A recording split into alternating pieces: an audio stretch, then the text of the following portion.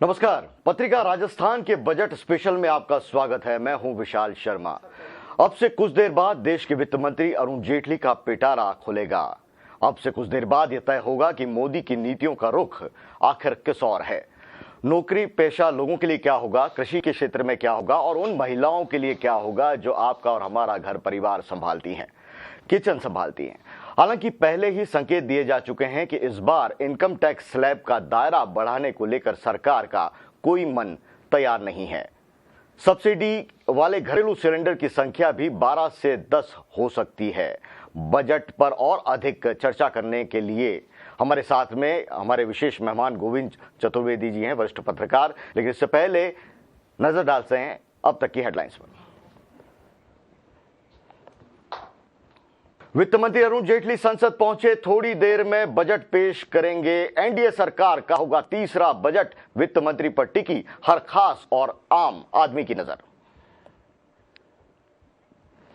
बरेली की रैली में पीएम ने दिए बजट में किसानों की मदद के संकेत। जेटली के पिटारे में गांवों के विकास पर हो सकता है जोर। 15 से 20% तक बढ़ सकता है ग्रामीण विकास का बजट। इनकम टैक्स छूट की सीमा पर टिकी वेतनभोगी और मध्यम वर्ग की नजरें। क्या बजट के बाद पूरा हो सकेगा आशियाने का सपना? उधर राजस्थान विधानसभा का बजट सत्र आज से राज्यपाल के अभिभाषण के साथ शुरू होगी। आज की शुरुआत और सत्र के हंगामेदार होने के हैं आसार।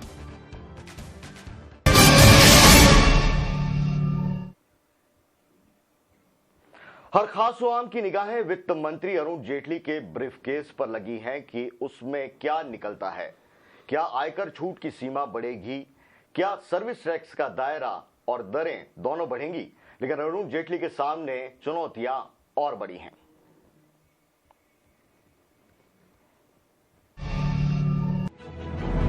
अरुण जेटली जब एनडीए सरकार का तीसरा बजट पेश करेंगे तो उन पर सबसे ज्यादा बोझ न केवल अर्थव्यवस्था को घाटे के दौर से बाहर निकालने का होगा, बल्कि दुनिया भर में पांव पसार रहे मंदी के दौर से भारतीय अर्थव्यवस्था को बचाए रखने का भी होगा। सबसे बड़ा सवाल यह होगा कि क्या वित्त मंत्री वित्तीय घाटे को 3.5% तक सीमित रखने के अपने लक्ष्य पर कायम रहेंगे। हालांकि कुछ मायनों में परिस्थितियां सरकार के अनुकूल हैं। कीमतों में गिरावट से तेल आयात का खर्च करीब 70% घटा है और पेट्रोलियम उत्पादों से प्राप्त होने वाले अप्रत्यक्ष कर से आमदनी बढ़ी है। लेकिन 1 रैंक 1 पेंशन और 7वें वेतन आयोग की सिफारिशों को पूरा करने के लिए भी जेटली को अपने बजट में गुंजाइश रखनी होगी। साथ ही जेटली को मेक इन इंडिया अभियान के तहत उद्योगों की तस्वीर संवारनी होगी। स्टार्टअप इंडिया कार्यक्रम के लिए विशेष प्रोत्साहन देने होंगे। सब्सिडी सुधार पर ध्यान देना होगा। साथ ही सरकारी बैंकों के बढ़ते एनपीए को रोकने के उपाय भी मुहैया कराने होंगे। देश की 52% आबादी अब भी खेती पर निर्भर है और पिछले 3 साल से मौसम की मार ने ग्रामीण अर्थव्यवस्था की कमर तोड़ दी है। बजट में ग्रामीण भारत को तवज्जो दी जाती है तो इससे ग्रामीण इलाकों से शहरों में हो रहे पलायन पर भी रोक लग सकेगी। साथ ही घरेलू मांग पैदा होने से बेहतर विकास दर हासिल करने के लिए अमेरिका और यूरोप में आर्थिक हालात अच्छे होने की बात भी नहीं जोड़नी पड़ेगी। साथ ही सरकार को स्वास्थ्य और शिक्षा पर भी ध्यान देने की जरूरत है।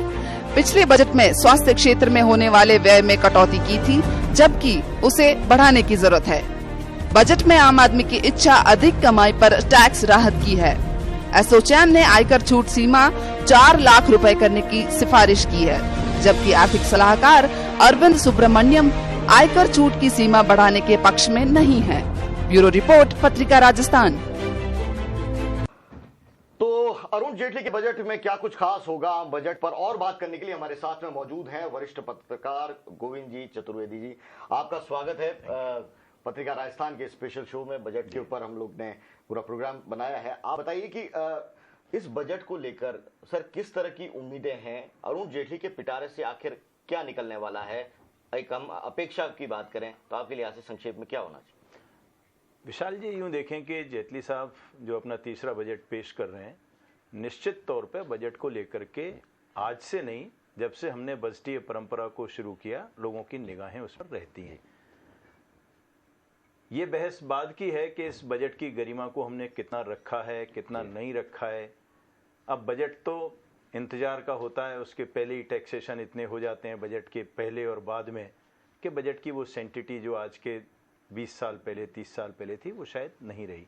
लेकिन फिर भी बजट की तरफ आदमी देखता है, और आज के अगर बजट को देखें अपन, उम्मीद क्या हो सकती है जनता को, नौकरी पेशा को, उधर देखना कैमरे, नौकरी पेशा को बहुत साफ तौर पर इनकम टैक्स में छूट की उम्मीद है। आम आदमी जिसमें रसोई भी शामिल है, गृहिणी भी शामिल है, उसको उस तरह की उम्मीदें हैं कि किस तरह से महंगाई कम होगी। किसान जो आत्महत्याओं की तरफ बढ़ता जाता है, जिसकी खबरें हम रोज रोज सुनते हैं, उसको अपने लिए राहत की उम्मीदें हैं। तो कोई भी आदमी करों की उम्मीद कम कर रहा है, राहतों की उम्मीद ज्यादा कर रहा है, और वित्त मंत्री के लिए इसके बीच में संतुलन बिठाना बहुत मुश्किल होगा। जी, एक सवाल ये उठता है कि बजट को लेकर एक दौर था कि बहुत उम्मीदें थी कि कौन सी चीजें वो महंगी हो जाएगी, कौन सी चीजें सस्ती हो जाएगी। साल भर लोग टकटकी लगाए इस बात का इंतजार करते थे। आज के हालात और पहले के हालात में कोई फर्क महसूस कर रहे हैं? नहीं विशाल जी, बहुत फर्क है। इसको अगर आप यूं देखें तो जो इसके पहले वाले सवाल के जवाब में मैंने आपसे कहा था जी कि बजट की जो गरिमा थी वो हमने ही कम की, उसमें हम सब लोग शामिल हैं जी। सरकार खास तौर पर, जो बजट जब आना चाहिए तब आना चाहिए, कर जब बढ़ने चाहिए तब बढ़ने चाहिए, तो उसके बीच के समय पे जब आप कर लेते हैं जी सर, तो उससे फिर आम आदमी को दिक्कत और तकलीफ होती है, और उसकी फिर 12 महीने उसको धुकधुकी लगी रहती है कि कब कौन क्या बढ़ा देगा। तो उस वजह से सारी दिक्कतें हैं ये। अगर पॉलिटिकल सिनेरियो की बात करें गोविंद जी की, अभी जो स्थिति है उसको लेकर ये बजट कैसा होगा? क्या लोक लुभावना बनाने की जद्दोजहद होगी या फिर कुछ सख्त नीतियां हैं उसकी और इशारा होगा इस बजट? मुझे लगता है कि शायद दोनों ही चीजें नहीं हो पाएंगी विशाल जी, और इसके लिए हमको जो आपने पॉलिटिकल सिनेरियो वर्ड यूज किया, मैं उसी को हल्का सा एलोबरेट करता हूं कि आज दुनिया की परिस्थितियां हमारे सामने हैं। दुनिया के ज्यादातर हिस्से मंदी के दौर में है। ये मंदी कितनी तेज है, कितनी कम है, कितना हम पर असर डालेगी, ये एक सवाल है। लेकिन मंदी से जूझने के उपाय तो हमको करने ही होंगे। तो एक तरफ हम उन उपायों को करेंगे, मंदी से अपने आप को बचाने की कोशिश करेंगे। दूसरी तरफ सरकार के सामने, क्योंकि ये लोकतंत्र है, सरकार के सामने इस साल 5 राज्यों के चुनाव होने हैं, अगली साल यूपी जैसे, पंजाब जैसे बड़े राज्यों के चुनाव होने हैं। इस बार के जो चुनाव हैं वो भी कम नहीं है, तमिलनाडु, पश्चिम बंगाल, केरल, पुडुचेरी, तो इस तरह के जिन राज्यों के चुनाव हैं, तो उसकी वजह से सरकार के सामने वोटों की मुश्किल है। ये ठीक है, कोई भी कह सकता है कि आज की तारीख में जो सत्तारूढ़ पार्टी है केंद्र की, उसके सामने इन राज्यों में कोई बड़ी चुनौती नहीं है, कोई बड़ी उम्मीदें नहीं है। चुनौती नहीं मीन्स उम्मीदें नहीं है उसको, और जो भी कुछ मिलेगा वो उसका गेन होगा। लेकिन फिर भी तो ये दोनों परिस्थितियां उसके सामने होंगी, एक तरफ मंदी से जूझने की चुनौती, एक तरफ चुनावों से पार पाने की चुनौती, चुनावी बेहतरनी को पार पाने की चुनौती, और तीसरा इसके बीच में फिर आम जनता की अपेक्षाएं। तो इन सबके बीच में तालमेल बिठाना बहुत मुश्किल काम होगा। और अगर आप इजाजत दें तो मैं यहाँ एक चीज और कहना चाहता हूं कि कहीं न कहीं सरकारों को, इस देश के राजनीतिक दलों को किसी एक मौके पर मिल बैठ करके और ये तय करना चाहिए कि चुनाव एक समय पर होंगे। सारे चुनाव, लोकसभा के चुनाव, विधानसभा के चुनाव, या जो भी लोकल बॉडीज के हमने पंचायतों के और जिला नगर पालिका संस्थाओं के चुनाव किए, उनको एक साथ कराने से फायदा ये होगा कि खर्चा बहुत बचेगा और किसी भी इलेक्टेड गवर्नमेंट के लिए 5 साल काम करने का पूरा मौका होगा। आज जो परिस्थिति है वो आप भी उतनी बेहतर समझते हैं और इस देश की जनता भी जानती है कि किसी भी राजनीतिक दल की सरकार एक बार बनती है, साल भर बाद विधानसभा के चुनाव होते हैं, उसके 1 साल बाद पंचायतों के होते हैं, फिर पालिकाओं के होते हैं। तो राउंड द ईयर और राउंड द 5 ईयर्स ये इलेक्शन प्रोसेस चलता रहता है। हर राजनीतिक दल फिर उसमें जीत हार की अपनी गणित देखता है। इसलिए जहां जरूरत है वहां सख्त कदम भी नहीं उठ पाते और जहां जरूरत है वहां राहतों का ऐलान भी नहीं हो पाता। बिल्कुल गोविंद जी, आपने जिस और इशारा किया, साफ तौर पर मुझे याद है राजस्थान के संदर्भ में आप बेहतर बता पाएंगे कि भैरों सिंह शेखावत ने इस बात को बहुत जोर शोर से केंद्र के सामने उठाया था। हालांकि अब इस तरह से ऑर्गेनाइज वे में आवाज नहीं उठ रही, लेकिन एक वक्त में यह आवाज उठी भी थी राजस्थान से। नहीं, मुझे ध्यान है भैरव सिंह जी ने भी कहा, उसके बाद अशोक गहलोत ने भी कहा, उसके बाद वसुंधरा जी भी लगातार अपने हर चुनाव में उन्होंने 2-3 बार उन्होंने भी इस बात को कहा, और नेशनल लीडरशिप भी सारी पॉलिटिकल पार्टियों की इस बात को समझती है कि इसके बिना उनके पास कोई चारा नहीं है। लेकिन सवाल उस विल पावर का है जो सभी राजनीतिक दलों को मिलकर दिखानी होगी, और मुझे लगता है कि इसमें चुनाव आयोग को का भी एक बड़ा रोल हो सकता है कि इलेक्शन कमीशन आगे आकर के और इस पहल को करे, सारे राजनीतिक दलों की बैठक बुलाए, सब लोगों से बात करे और बात करने के बाद किसी निष्कर्ष पे पहुंचे। लेकिन मेरा मानना बहुत साफ है कि जब तक हम इस रास्ते को एडॉप्ट नहीं करेंगे तब तक शायद तकलीफें हमारी बढ़ेंगी। हम सरकारें बना सकते हैं लेकिन हम देश को बनाने में बहुत मुश्किलों का सामना करेंगे। तो चुनावी दौर के अंदर आचार संहिता में जिस तरह से सख्ती हो रही है उसकी भी बेचैनी नेताओं में है कि वो काम नहीं कर पाते हैं। आमतौर पर सरकारों के सामने बड़ी चुनौती रहती है। फिलहाल वित्त मंत्री अरुण जेटली के बजट में आर्थिक सुधारों पर ज्यादा जोर रहने की उम्मीद है। कम से कम लोकसभा में पेश आर्थिक समीक्षा से तो यही संकेत निकल रहे हैं। आर्थिक समीक्षा का मानना है कि 2015-16 में 3.9% का राजकोषीय घाटा लक्ष्य हासिल कर पाना संभव है। सर्वेक्षण के मुताबिक बाहरी हालात चुनौतीपूर्ण हैं।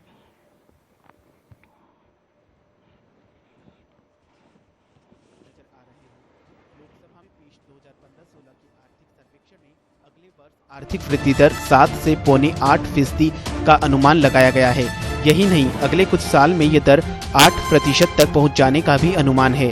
हालांकि आर्थिक समीक्षा में यह जरूर कहा गया है कि अगर विश्व अर्थव्यवस्था में नरमी बरकरार रहती है तो वृद्धि दर की बड़ी चुनौतियों का सामना करना पड़ेगा। समीक्षा में नीति और नियमों में सुधार की प्रक्रिया को आगे बढ़ाने पर जोर दिया गया है ताकि आर्थिक स्थिरता के साथ साथ विकास के लक्ष्य को भी प्राप्त किया जा सके। आर्थिक समीक्षा के मुताबिक भारत में सेवा क्षेत्र अब भी देश और राज्यों की आमदनी, व्यापार, FDI और रोजगार में योगदान के लिहाज से सबसे अहम है। समीक्षा में किसानों की स्थायी आजीविका और खाद्य सुरक्षा के लिए कृषि क्षेत्र में बड़े बदलाव किए जाने पर जोर दिया गया है। इसमें कृषि में उत्पादकता बढ़ाना खास है। चालू वित्त वर्ष में अप्रैल से जनवरी के दौरान व्यापार घाटा घटकर 106.8 बिलियन अमेरिकी डॉलर हो गया, जो पिछले वित्त वर्ष की अवधि में 119.6 बिलियन अमेरिकी डॉलर था। ब्यूरो रिपोर्ट, पत्रिका राजस्थान। तो अब से कुछ देर बाद अरुण जेटली संसद पहुंचेंगे और बजट पेश करेंगे, और पूरे घटनाक्रम पर पत्रिका राजस्थान अपनी नजर बनाए रखे हुए हमारे साथ में मेहमान भी मौजूद हैं। लेकिन वक्त छोटे से ब्रेक का है, कहीं मत जाइएगा। ब्रेक के बाद फिर मिलते हैं। जब मैं छोटा था तो अंधेरे बहुत डराते थे। तो बाबूजी कहा करते थे, अगर अंधेरे को हराना है तो तुम्हारे भीतर रोशनी होनी चाहिए। लेकिन भीतर की रोशनी के लिए हिम्मत चाहिए सच बोलने की, ताकत चाहिए झूठ से लड़ने की। खुद से सत्याग्रह करना पड़ता है, वादा करना पड़ता है खुद से लोगों के आंसू पोंछने का, उनकी जिंदगी से अंधेरे को दूर करने का। हर रोज एक नई चुनौती उठानी पड़ती है। अन्याय के सामने डट कर खड़े होने की, भ्रष्टाचार से टक्कर लेने की, निस्वार्थ होकर आम आदमी के हित में उसकी लड़ाई लड़ने की, जैसे पत्रिका ने ली है। पत्रिका ने सत्याग्रह किया है लोगों की जिंदगी से अंधेरा दूर करने के लिए। आइए रोशनी के सफर में हम भी जुड़कर साथ चलें। पत्रिका, एक अकेली आवाज, एक अकेला अखबार। पत्रिका, न्यूज़पेपर विद अ सोल।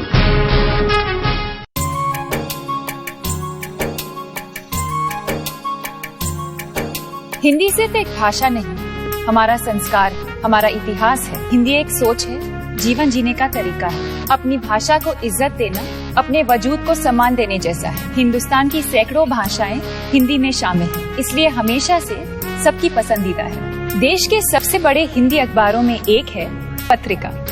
उत्तर भारत से लेकर पूर्व, पश्चिम, दक्षिण तक सबके दिलों में बसा। आज पत्रिका केवल अखबार नहीं, रेडियो, टीवी, मोबाइल, इंटरनेट और अन्य साधनों से लोगों की बात उठाता है। लोगों को जीतना है तो उनके दिल जीत कर देखिए। हिंदी पढ़िए और हिंदी बोलिए। पत्रिका, देश का प्रमुख समाचार पत्र समूह।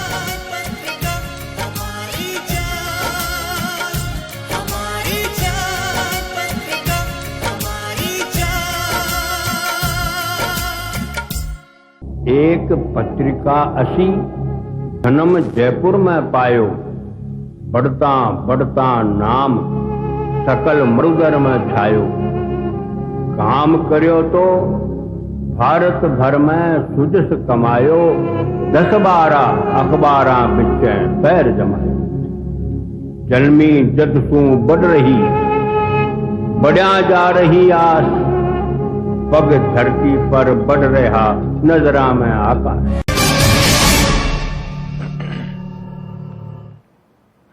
ब्रेक के बाद आपका स्वागत है। अरुण जेटली की अग्नि परीक्षा होगी क्योंकि सरकार के अंदर वित्त मंत्री रहते हुए ये उनका दूसरा बजट होगा और इस बजट के अंदर वो सरकार की मजबूती के लिए, आर्थिक मजबूती के लिए देश की वो क्या करते हैं और साथ में सरकार का जो एजेंडा है उसके तहत भी उनको इन नीतियों में ये दिखाना होगा कि वो यूपीए सरकार से कुछ अलग कर गुजरने की तमन्ना रखते हैं, क्षमता रखते हैं।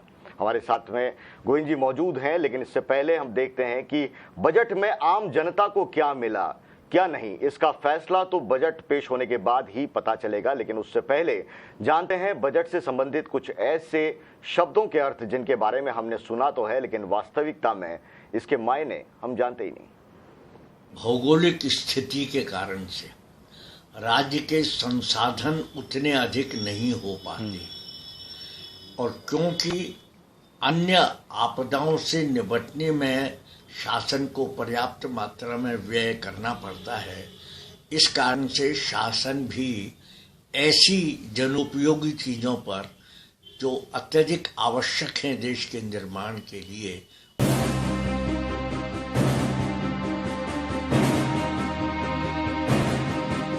सालों से आप वित्त मंत्री के हाथों में ये बैग देखते आ रहे हैं। इसमें करीब 50 से 60 पेज का बजट भाषण और प्रस्ताव शामिल होते हैं, जिसे बनाने का काम 6 महीने पहले यानी सितंबर-अक्टूबर में शुरू हो जाता है। बजट बनाने का ये सारा काम वित्त मंत्रालय की नॉर्थ ब्लॉक बिल्डिंग में होता है, जिसका श्री गणेश एक सर्कुलर से होता है। जिस तरह घर का बजट बनाने से पहले हम हर सदस्य से उनके खर्चे, उन्हें कितना जेब खर्च चाहिए, इसके बारे में पूछताछ करते हैं, ठीक वैसे ही वित्त मंत्रालय भी सभी मंत्रालयों, विभागों, स्वायत्त निकायों को सर्कुलर भेजकर जानकारी मांगता है। ब्यौरा मिलने के बाद बजट की रूपरेखा तैयार की जाती है। सबसे पहले शुरू होती है टैक्स पर माथापच्ची। नवंबर आते आते वित्त मंत्रालय के अधिकारी टैक्स पर छूट और राजकोषीय प्रोत्साहनों पर बहस शुरू करते हैं। इसमें विभिन्न उद्योग संघों, किसान समूहों, वाणिज्य मंडलों, मजदूर संघों से मशवरा किया जाता है और फिर शुरू होता है आमदनी और खर्च पर मैराथन। ब्यौरा इकट्ठा होने के बाद बजट डिवीजन के कर्ता धर्ता देश की आमदनी और खर्च का हिसाब किताब करते हैं और इसमें तय होता है कि सरकार को कितनी आमदनी होगी और सरकार इसे कहां खर्च करेगी। बजट तैयार करते वक्त राजनीति और सहयोगी दलों का ख्याल रखना भी जरूरी है। इसलिए खाका तैयार होने पर आगामी साल की बड़ी संभावनाओं पर चर्चा शुरू होती है। सत्तारूढ़ पार्टी सहयोगी दलों के हिसाब से कुछ बदलाव भी करती है। बजट क्लाइमैक्स पर पहुंचता है, तब अधिकारियों को कैद का सामना करना पड़ता है। ये वो वक्त होता है जब देश का बजट तैयार करने वाले वित्त मंत्रालय के कुछ शीर्ष अधिकारी printing technicians, stenographers north block के तहखाने में बनी प्रिंटिंग प्रेस में कैद हो जाते हैं। पूरी दुनिया से उनका संपर्क काट दिया जाता है। उन्हें अपने परिवार से भी बात करने की इजाजत नहीं होती। ये सब बजट को गोपनीय बनाए रखने के लिए होता है। कर्मचारियों की सारी कार्रवाई पर इंटेलिजेंस ब्यूरो नजर रखती है। और फिर आता है वो दिन जिसका पूरे देश को इंतजार रहता है, बजट के पेश होने का दिन। बजट तैयार होने के बाद इसे पेश करने के लिए राष्ट्रपति से मंजूरी लेनी होती है।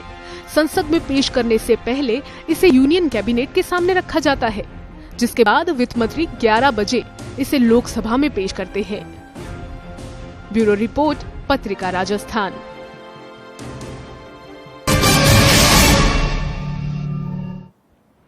वित्त राज्य मंत्री जयंत सिन्हा ने कहा कि ये बजट सोच समझकर तैयार किया गया है। ग्रामीणों और किसानों पर इसमें जोर रहने की उम्मीद है, लेकिन आम लोगों की उम्मीदों पर ये खरा उतरेगा ये बजट, ये वित्त राज्य मंत्री का कहना है। लोगों की उम्मीदें लेकिन आसमान पर हैं।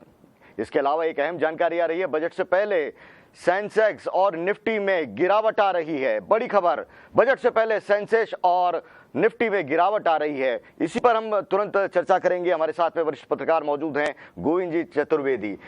सर, ये जो शेयर मार्केट है उसको लेकर आपका क्या कहना है? बजट से जिस तरह से रिफ्लेक्ट होता है, हमने रेल बजट में भी देखा, उसमें भी फ्लक्चुएशन हुआ। कोई भी नई पहल होती है, शेयर मार्केट फ्लक्चुएट करता है। आखिर कितना असर पड़ेगा इसका इकोनॉमी पे? नहीं, देखिए विशाल जी, इसको इकोनॉमी पे तो आपको असर मानना ही पड़ेगा, क्योंकि जितना बड़ा भारी पैसा शेयर बाजार में लगा होता है, देशी निवेशक होते हैं, विदेशी निवेशक होते हैं, वो सब जब अपना पैसा लगाते हैं तो उनकी उम्मीदें, जिस तरह से हम जनता की बात कर रहे हैं कि आम जनता की जो उम्मीदें हैं बजट से, उसी तरह से उन लोगों को भी उम्मीदें हैं।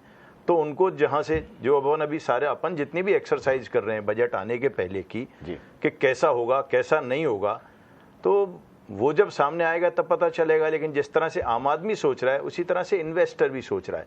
तो उस इन्वेस्टर के सोचने से, उसके सोच से, जब व्यक्तिगत सोच होता है, फिर उनका सामूहिक सोच होता है, फिर सेक्टोरियल सोच हो जाता है। ऑटोमोबाइल इंडस्ट्री कुछ सोचती है, कंस्ट्रक्शन इंडस्ट्री कुछ सोचती है। तो वो जब सारे लोग कलेक्टिव मैनर में सोचते हैं, सेक्टर वाइज और फिर पूरे कलेक्ट होके, तो फिर वो अल्टीमेटली शेयर बाजार को रिफ्लेक्ट करता है कि वो नीचे जाता है या ऊपर जाता है। सरकार का अपना सोच भी इसमें बहुत बड़ा कारक होता है। आप देखिए कि जिस समय नरेंद्र मोदी जी की लीडरशिप वाली गवर्नमेंट आई, उसके आने के पहले शेयर बाजार एक साथ हाई था, 25,000, अगर मुझे सही ध्यान आ रहा है तो 25,000 के करीब वो शेयर बाजार पहुंच चुका था जी। और उसके बाद के अगर इन 22 महीनों की हम बात करें तो 22 महीनों में एक समय ऐसा था कि 29,000 सेंसेक्स पहुंच गया था, और लोग ये उम्मीद करने लगे थे बाजार से जुड़े हुए कि ये 35,000 जाएगा, 36,000 जाएगा, 40,000 जाएगा। मतलब लोगों को बिल्कुल, तो वो उम्मीदों का जो पहाड़ है। अब वित्त मंत्री की, या जयंत सिन्हा जी का आप बता रहे थे कि वित्त राज्य मंत्री ने कहा है कि लोगों की उम्मीदों पर खरा उतरेगा। सवाल यही है कि लोगों की उम्मीदों पर वो कितना खरा उतरेगा।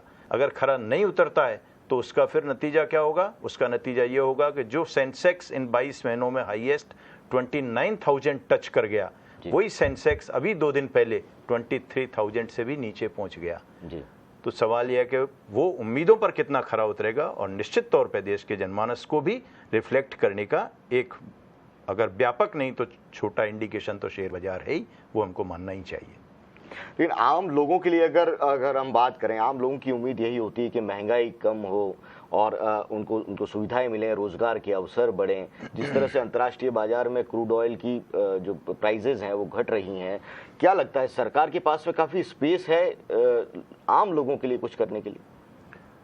विशाल जी, फिर बात वहीं आएगी कि आम लोगों के लिए करने का सरकार के पास स्पेस किसी एक कारण से नहीं होता जी। उसमें बहुत सी चीजें जुड़ेंगी जी। अब बहुत सी चीजें जुड़ने में सबसे पहली चीज आप देखिए कि बजट जिसकी हम बात कर रहे हैं, बजट है क्या जी।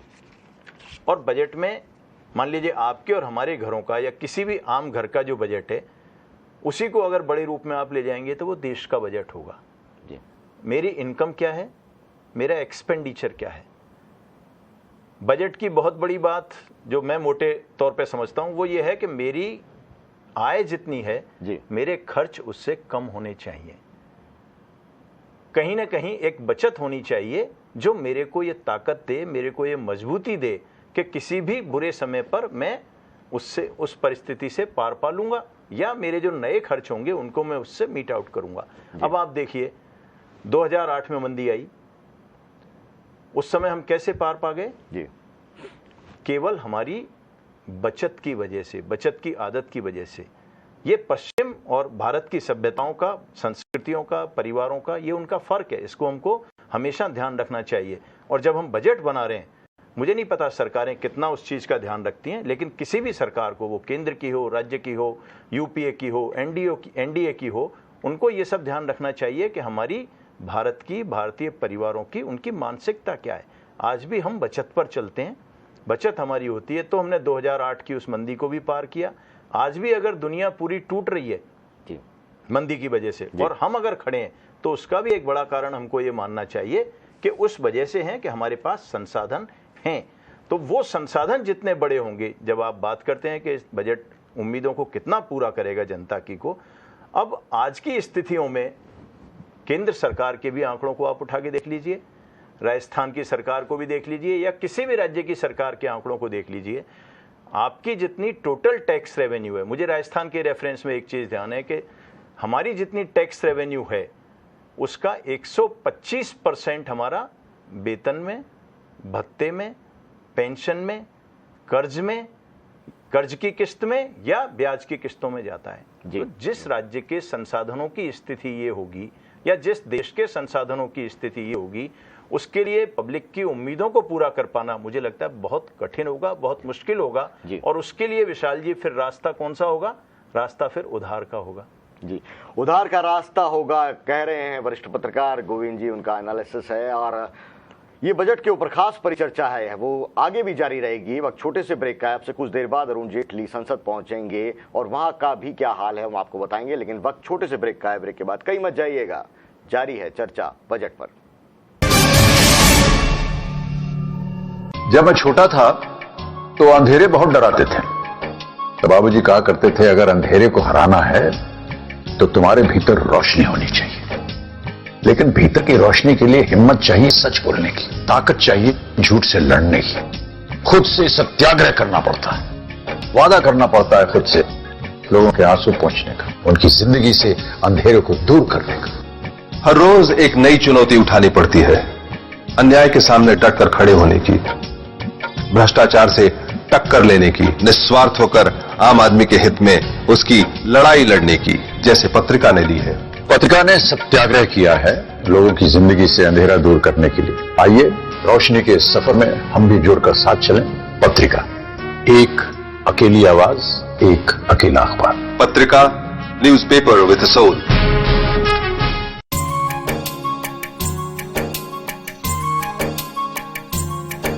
हिंदी सिर्फ एक भाषा नहीं, हमारा संस्कार, हमारा इतिहास है। हिंदी एक सोच है, जीवन जीने का तरीका है। अपनी भाषा को इज्जत देना अपने वजूद को सम्मान देने जैसा है। हिंदुस्तान की सैकड़ों भाषाएं हिंदी में शामिल हैं, इसलिए हमेशा से सबकी पसंदीदा है। देश के सबसे बड़े हिंदी अखबारों में एक है पत्रिका। उत्तर भारत से लेकर पूर्व पश्चिम दक्षिण तक सबके दिलों में बसा है। आज पत्रिका केवल अखबार नहीं, रेडियो, टीवी, मोबाइल, इंटरनेट और अन्य साधनों से लोगों की बात उठाता है। लोगों को जीतना है तो उनके दिल जीत कर देखिए।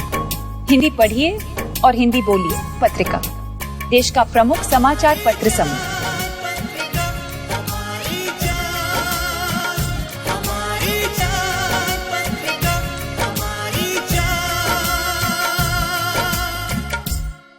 एक पत्रिका असी जन्म जयपुर में पायो, बढ़ता बढ़ता नाम सकल मरुदर में छायो। काम करियो तो भारत भर में सुजस कमायो, 10-12 अखबारा बिचे पैर जमायो। जलमी जद सू बढ़ रही, बढ़िया जा रही आस, पग धरती पर बढ़ रहा नजरा में आकाश।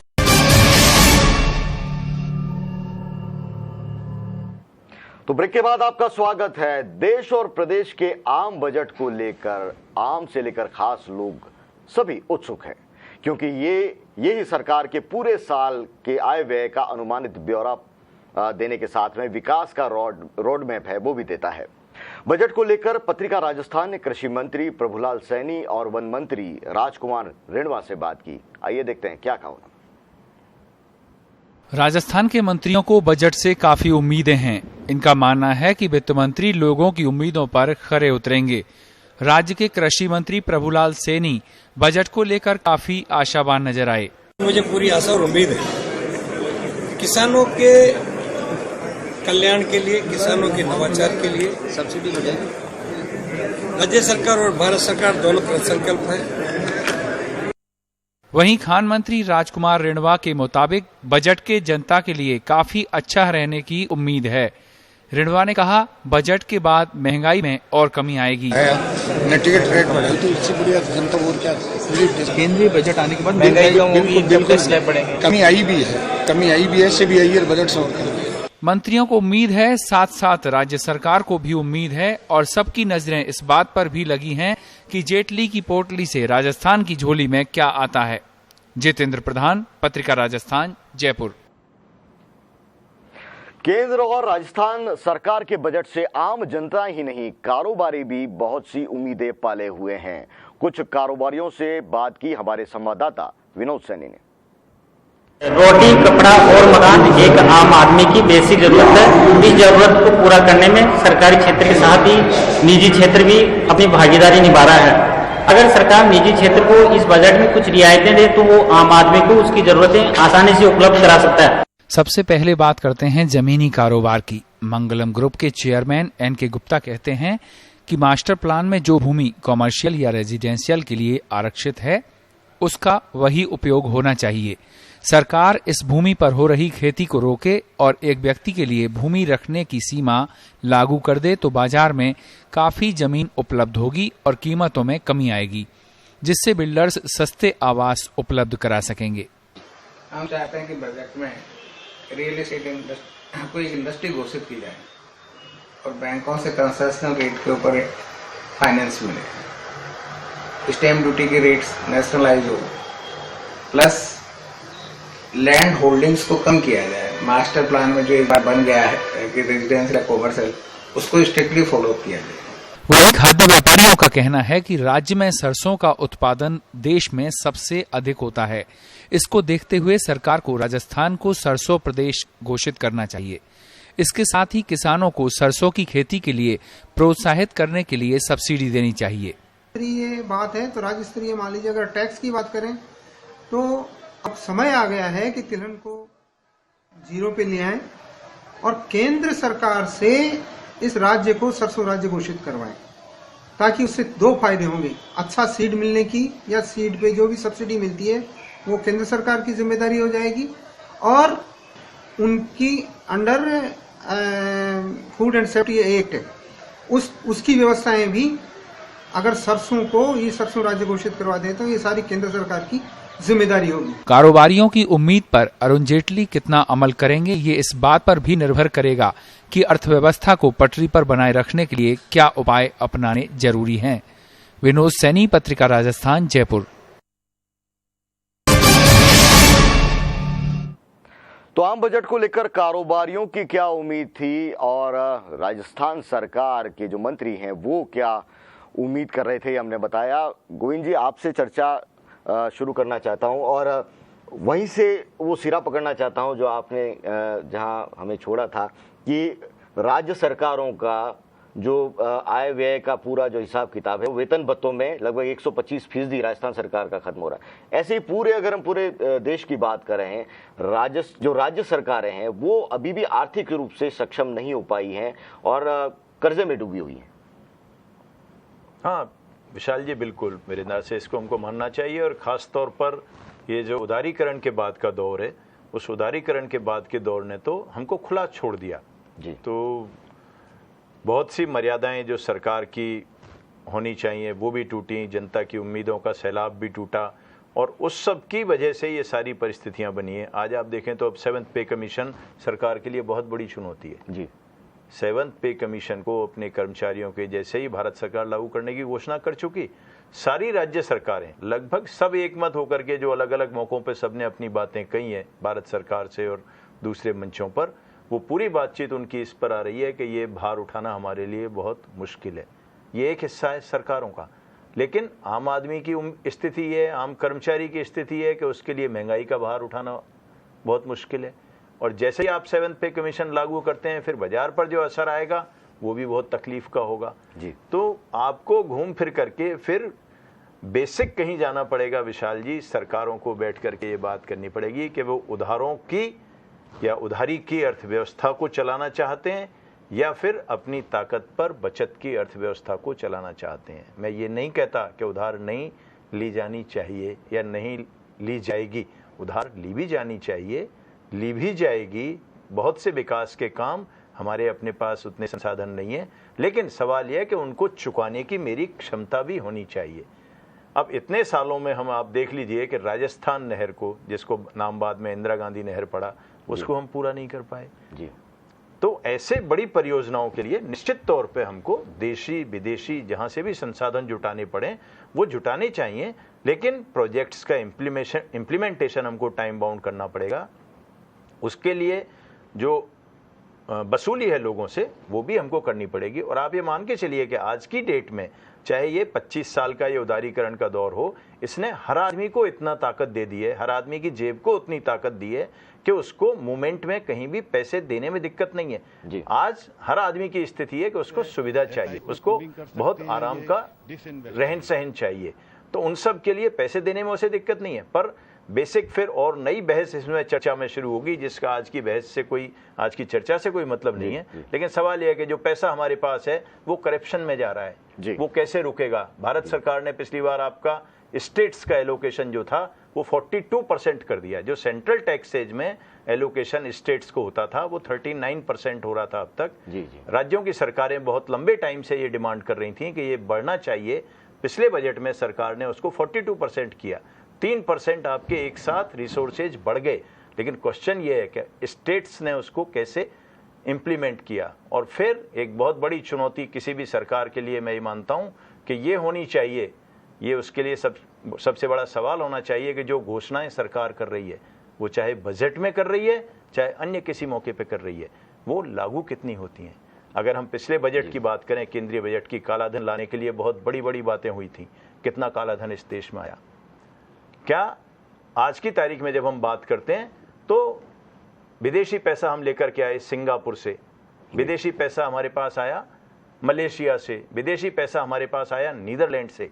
पर यह जानने की सरकार को निश्चित तौर पे पता होगा, मैं ये नहीं मानता कि सरकार को पता नहीं होगा, लेकिन वो पैसा कौन सा आया, जो बहुत संभावनाएं विशेषज्ञ जारी कर रहे हैं वो ये कर रहे हैं जाहिर करते हुए कि वो पैसा हमारा पैसा था, वहां गया और उस रूट से वो पैसा हमारे पास वापस लौट के आ गया।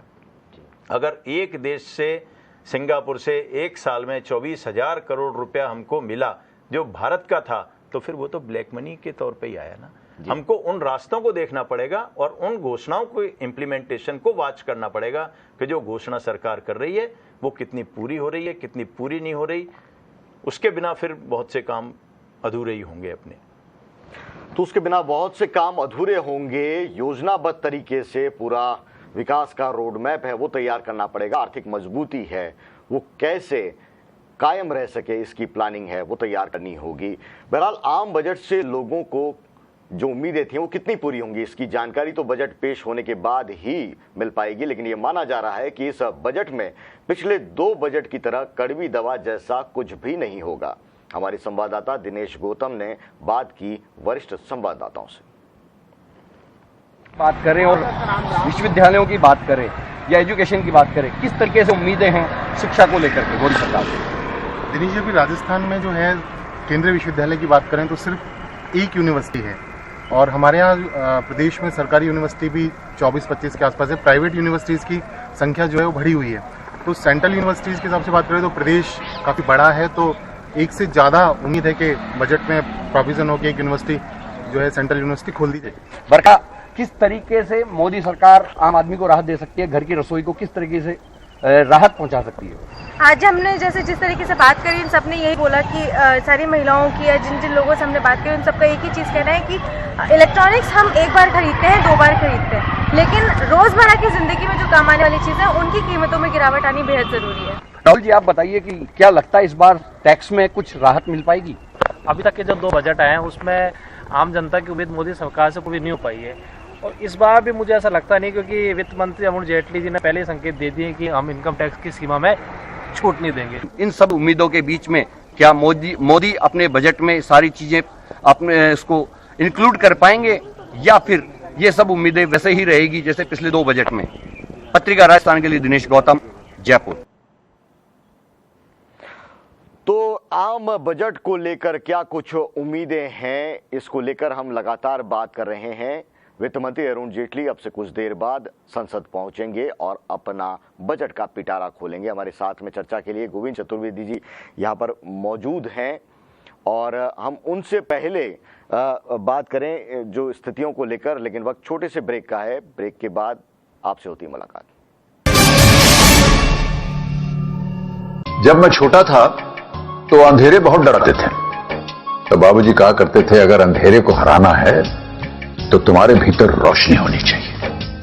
लेकिन भीतर की रोशनी के लिए हिम्मत चाहिए सच बोलने की, ताकत चाहिए झूठ से लड़ने की, खुद से सत्याग्रह करना पड़ता, वादा करना पड़ता है खुद से लोगों के आंसू पहुंचने का, उनकी जिंदगी से अंधेरे को दूर करने का। हर रोज एक नई चुनौती उठानी पड़ती है, अन्याय के सामने डट कर खड़े होने की, भ्रष्टाचार से टक्कर लेने की, निस्वार्थ होकर आम आदमी के हित में उसकी लड़ाई लड़ने की, जैसे पत्रिका ने दी है। पत्रिका ने सत्याग्रह किया है लोगों की जिंदगी से अंधेरा दूर करने के लिए। आइए रोशनी के सफर में हम भी जुड़कर साथ चलें।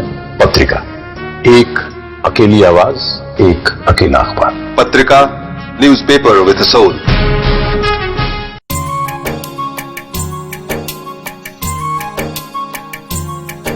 हिंदी सिर्फ एक भाषा नहीं, हमारा संस्कार, हमारा इतिहास है। हिंदी एक सोच है, जीवन जीने का तरीका है। अपनी भाषा को इज्जत देना अपने वजूद को सम्मान देने जैसा है। हिंदुस्तान की सैकड़ों भाषाएं हिंदी में शामिल हैं, इसलिए हमेशा से सबकी पसंदीदा है। देश के सबसे बड़े हिंदी अखबारों में एक है पत्रिका। उत्तर भारत से लेकर पूर्व पश्चिम दक्षिण तक सबके दिलों में बसा है। आज पत्रिका केवल अखबार नहीं, रेडियो, टीवी, मोबाइल, इंटरनेट और अन्य साधनों से लोगों की बात उठाता है। लोगों को जीतना है तो उनके दिल जीत कर देखिए। हिंदी पढ़िए और हिंदी बोलिए। पत्रिका, देश का प्रमुख समाचार पत्र समूह।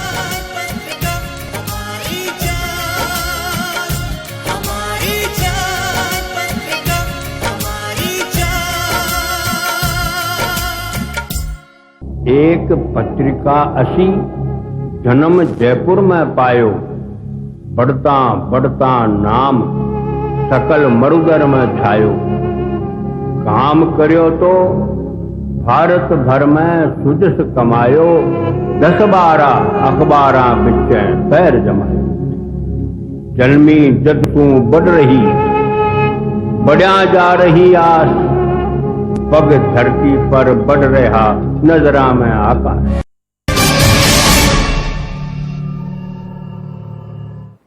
पत्रिका राजस्थान के स्पेशल शो में ब्रेक के बाद आपका स्वागत है। और आम बजट से पहले हमने जाना कि जयपुर के लोग आखिर क्या चाहते हैं केंद्र सरकार से इस बजट में।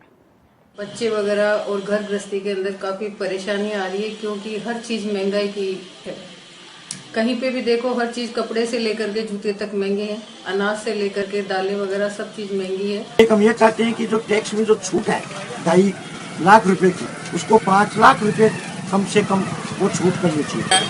अब जो आम बजट आएगा उसमें महंगाई पे विशेष होना चाहिए, महंगाई कम होनी चाहिए। सबसे बड़ी आम जनता परेशान हो रही है महंगाई से। हमारे जो रसोई से संबंधित आलू, प्याज, सब्जी, दालें, जो दालें खाने को थाली में से दालें गायब हो गई, वो नहीं होनी चाहिए। उनकी रेट बहुत स्थिर होनी चाहिए। मैं ये कहना चाहता हूँ कि जो भी बजट में घोषणाएं हो उसकी जमीनी लेवल पे उसका एग्जीक्यूशन हो। हमारे को तो बहुत उम्मीद है। हम तो ये चाहते हैं कि कुछ इनकम टैक्स में भी थोड़ी बहुत राहत दें, ताकि जो ब्लैक मनी है वो सामने आ जाए और लोगों को राहत मिले। कुछ भी अच्छा बजट हो जो एजुकेशन सिस्टम को इम्प्रूव करे और जॉब्स होनी चाहिए, जो मतलब इतनी सारी अनएम्प्लॉयमेंट रेट है उसको कम हो। टैक्स का जो स्लैब है उसमें जो है इजाफा किया जाएगा, उसमें बढ़ोतरी की जाएगी और वो रिलीफ मिलेगा और टैक्स के संदर्भ में। एक भी नौकरी अभी तक मिली नहीं, बहुत ज्यादा इंतजार कर रहे हैं नौकरी मिले, मगर अभी तक कोई सी मिली नहीं। इस बार देखते हैं कुछ नौकरी मिले तो जयपुर के आम लोगों का क्या कहना था इस बजट को लेकर, क्या कुछ उनकी उम्मीदें थी, ये हमने आपको बताया। और फिर चलते हैं, हमारे पास में विशेषज्ञ हैं हमारे साथ में गोविंद जी। गोविंद जी, जिस समस्या का आप जिक्र कर रहे थे कि थोथी घोषणाएं कई बार हो जाती हैं बजट के अंदर और ज़मीनी स्तर पर काम उस तरह से हो नहीं पाता, तो अब सवाल ये है कि क्या जो पार्लियामेंट है वो भी, उसके अंदर भी क्या सीरियस डिस्कशन होता है? जो सबसे बड़ी पंचायत है लोकतंत्र की, वहाँ पे भी आप देखिए कि बीफ के मुद्दे पर चर्चा हो जाएगी, कौन देशद्रोही है कौन देशभक्त है इसको लेकर चर्चा हो जाएगी। लेकिन जो देश की आर्थिक मजबूती के लिए ज़रूरी बिल है, पिछली पार्लियामेंट के अंदर भी वो पारित नहीं हो पाया था, जीएसटी जिसको हम कह रहे हैं, उसको लेकर ये पूरा जो पार्लियामेंट का डिस्कशन है और ये पूरी जीएसटी की पूरा जो ये लागू होना कितना ज़रूरी है इकोनॉमी के लिए, और ये पूरी जो घटनाक्रम चल रहा है उस पर आपकी संक्षिप्त। विशाल जी, जहाँ तक बीफ या इंटॉलरेंस टॉलरेंस इस तरह की बहसों की बात है, मेरा मानना यह है कि ये सारी बहस संसद में होनी चाहिए जी, लेकिन हर बहस का अपना समय है। आज अगर हम बजट की बात कर रहे हैं तो फिर सारे राजनीतिक दलों को मिलकर के और बजट को टॉप प्रायोरिटी पे लेना चाहिए। ये मुद्दे जब जरूरत होंगी, इनसे कोई देश का आज भला या बुरा होने की तुरंत सूरत नहीं है। और ये फिर क्वेश्चन आगे जुड़ेगा। तो जहाँ तक जीएसटी की हम बात कर रहे हैं, तो जीएसटी इतने सालों से हम देख रहे हैं, चर्चा सुन रहे हैं, कमेटी बन रही हैं, और नेट रिजल्ट में जब सरकार ने पिछले साल कहा एक साल में अगर वो जीएसटी बिल पास नहीं हो पाया, वो किसकी कमजोरी थी? वो सरकार की कमजोरी थी, वो विपक्ष की कमजोरी थी, वो जिसकी भी हो, वो राजनीतिक दलों की अपनी समस्या है जिससे उनको खुद को पार पाना होगा। लेकिन अगर जीएसटी बिल देश की जनता के लिए फ़ायदेमंद है, देश के व्यवसायियों के लिए फ़ायदेमंद है, ओवरऑल देश के लिए फ़ायदेमंद है, तो हमको फिर कोई भी रास्ते निकाल के उसको पास करना चाहिए। आप सोचिए कि इसका असर क्या होता है जब भारत की सरकार कोई बिल पास कराना चाहती है, भारत का सत्तारूढ़ दल कोई बिल पास कराना चाहता है, वो कोई भी हो, इससे कोई फर्क नहीं पड़ता कि वो एनडीए है या वो यूपी है, और अगर वो काम नहीं हो पाता, जीएसटी बिल यूपीए के टाइम पर भी था, तब भी पास नहीं हो पाया, आज एनडीए आ गया तब भी पास नहीं हो पाया, तो इससे हमारी सरकार के बारे में, उस सरकार के बारे में जिसको ये माना जाता है कि वो पूरे देश को चलाती है, अगर वो एक बिल को पास नहीं करा पाती तो उसको लेके, उसके एग्जिस्टेंस को लेके, उसके वजूद को लेके, उसके इकबाल को लेकर के जो सवाल खड़े होते हैं, वो सवाल फिर ला करके आपके फॉरेन डायरेक्ट इन्वेस्टमेंट को भी इफेक्ट करते हैं, वो आपके इंटरनल इन्वेस्टमेंट्स को भी फ़र्क करते हैं, और उनसे बाजार को फिर होने वाले नुकसान वो हमारे सामने होते हैं। जब हम एक तरफ मंदी से जूझ रहे हैं, इसको बजट से आप देखिए कि जब एक तरफ हम मंदी से जूझ रहे हैं, दूसरी तरफ हमारे अपने देश में हम अपनी अच्छे बिलों को पास नहीं करा पा रहे, या दूसरी इस तरह की समस्याओं से जूझते हैं कि बीफ हो गई, टॉलरेंस हो गई, इंटॉलरेंस हो गई। तो इस तरह की बहस से अगर लॉ एंड ऑर्डर खराब होती है तो फिर उसका नुकसान भी इन्वेस्टर को पड़ता है, उसका नुकसान भी देश को पड़ता है। इन्वेस्टर का जो इंटरेस्ट है, वो इंटरेस्ट इन्वेस्टमेंट के लिए कम होता जाता है, क्योंकि मुझे सबसे पहले चाहिए पीसफुल एटमॉस्फेयर। जी, मुझे से मतलब इंडस्ट्री को, इंडस्ट्री अगर कहीं इन्वेस्ट कर रही है तो वो पीसफुल एटमॉस्फेयर में करती है, और पीसफुल एटमॉस्फेयर नहीं होगा तो उसका इन्वेस्टमेंट भी वापस होता चला जाएगा धीरे धीरे। अगर मंदी में एक बिजनेसमैन है, एफडीआई वाला है, विदेशी है, वो जब आकर के आपके यहाँ पैसा लगा रहा है तो उसको उसका रिटर्न तो वो चाहेगा ही ना कि वो रिटर्न होना चाहिए। तो बजट को लेकर के जो भी उम्मीदें हैं देश की, जनता की, उन उम्मीदों को आपको कहीं न कहीं इन सारी चीज़ों के परिप्रेक्ष्य में देखना पड़ेगा। और जब कम से कम मैं उन चीज़ों को एक साथ रख के देखता हूँ तो मुझे बहुत ऐसा खूबसूरत नज़ारा नज़र नहीं आता कि भारत की सरकार देश की जनता की इतनी उम्मीदों को इस बजट से पूरा कर पाएगी, किसानों को क्या दे पाएगी। किसानों की स्थिति आज बहुत ख़राब है। जी जी, पिछले बजटों में आज हम किसानों की ज़मीन को ले करके तरक्की करने की सोच रहे हैं। किसानों की ज़मीन को लेकर के हम तरक्की नहीं कर सकते, कोई भी बजट उसको पास नहीं करा पाएगा, उस स्थिति से पार नहीं करा पाएगा हमको। तो हमको वो सब चीज़ें देखनी पड़ेंगी, तब हम अच्छा बजट ला पाएंगे और तभी हम देश को आगे की तरफ ले जाने की तैयारी कर पाएंगे। तो गोविंद जी ने जो कुछ बताया वो देश की ज़मीनी हकीकत थी, लेकिन इस देश की ज़मीनी हकीकत से जो देश के वित्त राज्य मंत्री हैं वो कितने वाकिफ हैं, और बजट से पहले वित्त राज्य मंत्री जयंत सिन्हा ने क्या कुछ कहा है, ये जानते हैं, और उसके जरिए ये देखने की कोशिश करेंगे जयंत सिन्हा वास्तविकता से कितने रूबरू हो रहे हैं।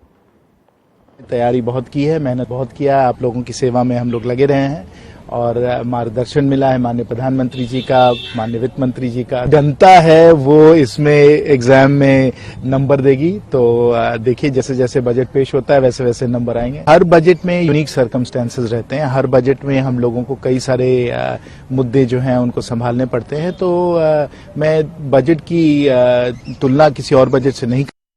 तो वित्त राज्य मंत्री जयंत सिन्हा ने क्या कुछ कहा आपने देखा, और कब से कुछ देर बाद, कुछ क्षणों बाद अरुण जेटली का पिटारा खुलेगा। लेकिन उससे पहले गोविंद जी से ये पूरी चर्चा हुई। गोविंद जी, एक संक्षिप्त टिप्पणी एक लाइन में अगर हम कहें, इस बार अरुण जेटली किन बातों को पूरा करेंगे? हालांकि बहुत एक लाइन में समेटना मुश्किल है, लेकिन आपने एक लाइन की बात कही है विशाल जी, तो मैं एक लाइन ये कहता हूँ कि नई नई बाल कितने कि जजमान अभी सामने आए जाते हैं, और 5 मिनट की बात है, पूरा बजट हम सबके सामने होगा। अच्छे की उम्मीद करनी चाहिए, अच्छे की उम्मीद करते हैं। तो अच्छे की उम्मीद करनी चाहिए। अरुण जेटली के इस बजट से पत्रिका राजस्थान के इस विशेष शो को अभी हम रोक रहे हैं, क्योंकि अब से कुछ क्षणों बाद अरुण जेटली हैं, वो अपना बजट पेश करेंगे। देश की उम्मीदों का बजट कुछ पलों में सामने आएगा। जुड़े रहिए हमसे। पत्रिका राजस्थान की स्पेशल टीम विशेष शो के जरिए आप तक हर घटनाक्रम को, हर घोषणा को पहुंचाएगी, और उसके बाद में विश्लेषण का दौर भी चलेगा। नमस्कार।